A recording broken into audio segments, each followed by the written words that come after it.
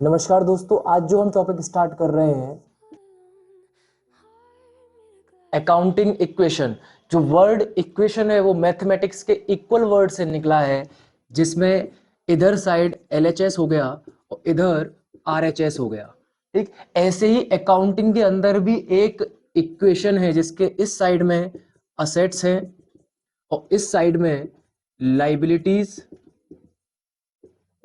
Plus capital है। अब assets का हिंदी में मतलब होता है संपत्ति। संपत्ति किसकी? हम अकाउंटिंग किसकी कर रहे हैं? बिजनेस की कर रहे हैं। तो संपत्ति और असेट्स भी किसकी? बिजनेस की। लायबिलिटीज का मतलब उधारी होता है। उधारी किसकी? बिजनेस की। कैपिटल का मतलब जो मालिक ने बिजनेस के अंदर पैसा इन्वेस्ट किया है उसको कैपिटल बोलते हैं।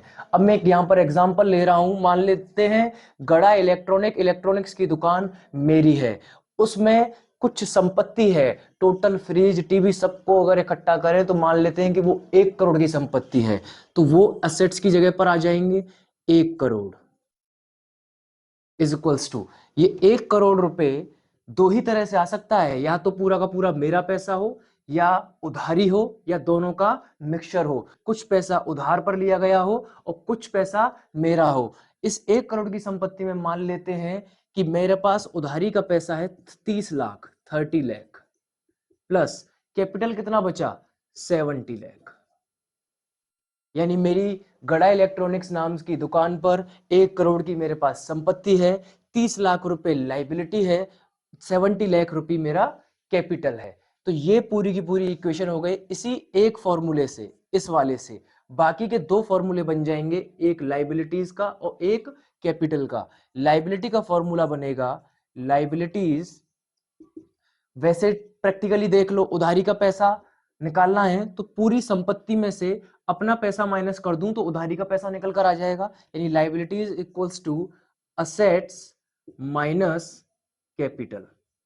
एक फॉर्मूला ये हो गया। दूसरा कैपिटल निकाल लेगा, यानी कि मुझे अपना पैसा निकालना है। अपना पैसा निकालना है तो टोटल संपत्ति में से, असेट्स में से मैं उधारी का निकाल दूं, माइनस कर दूं, यानी लाइबिलिटीज। तो मेरी अपनी खुद का जो मालिक का पैसा है वो निकल कर आ जाएगा, कैपिटल निकल कर आ जाएगी। ये दो फॉर्मूले हैं, इसी के बेसिस पर हम आगे के जितने भी क्वेश्चंस होंगे इस चैप्टर से रिलेटेड वो सभी सॉल्व करेंगे। दोबारा देख लीजिए, असेट्स टोटल संपत्ति उधारी के पैसे के बराबर और मेरे खुद के पैसे के बराबर, उतनी मेरी टोटल संपत्ति होगी। एक एग्जांपल आपको दूं, आपके घर में जो बाइक खड़ी है उसकी कीमत है 80,000 रुपए। जरूरी नहीं कि 80,000 रुपए आपने अपनी जेब से दिए हो सकता है 30,000 रुपए आपने अपने दोस्त से मांगे हों। तो आपकी 80,000 रुपए आपकी संपत्ति वो आपकी खुद की है ना, तो असेट्स में रख दिया 80,000 रुपए। आपको 30,000 रुपए किसी और को लौटाने पड़ेंगे, तो 30,000 लाइबिलिटी हो गई और 50,000 आपके खुद के थे, तो 30,000 50,000 बराबर 80,000। ऐसे ही बिजनेस के अंदर होता है, जितनी भी टोटल संपत्ति है वो सब है बिजनेस की संपत्ति, तो बिजनेस के असेट्स हो गए वो बिजनेस के।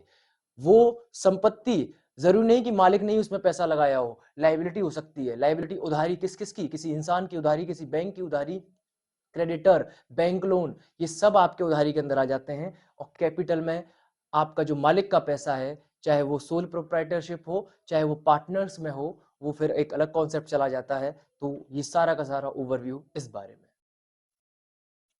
अब इसका एक फॉर्मेट है, वो फॉर्मेट और मैं यहाँ पर बना देता हूँ जिससे हम आगे के जो क्वेश्चंस होंगे उनको सॉल्व कर पाएंगे।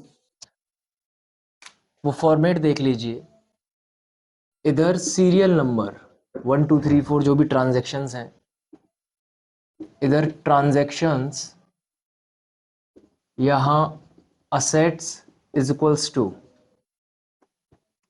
Liabilities plus capital.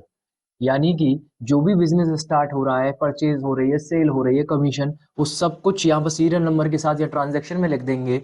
अब उसका क्लासिफिकेशन हमें करना पड़ेगा कि कौन एसेट्स में क्या इफेक्ट आ रहा है, लाइबिलिटीज में क्या इफेक्ट आ रहा है, कैपिटल में क्या इफेक्ट हो रहा है, वो यहाँ पर हम अगली आने वाली वीडियोज में समझेंगे। तब तक के लिए जय हिंद, जय हिंदू, जय हिंदुस्तान।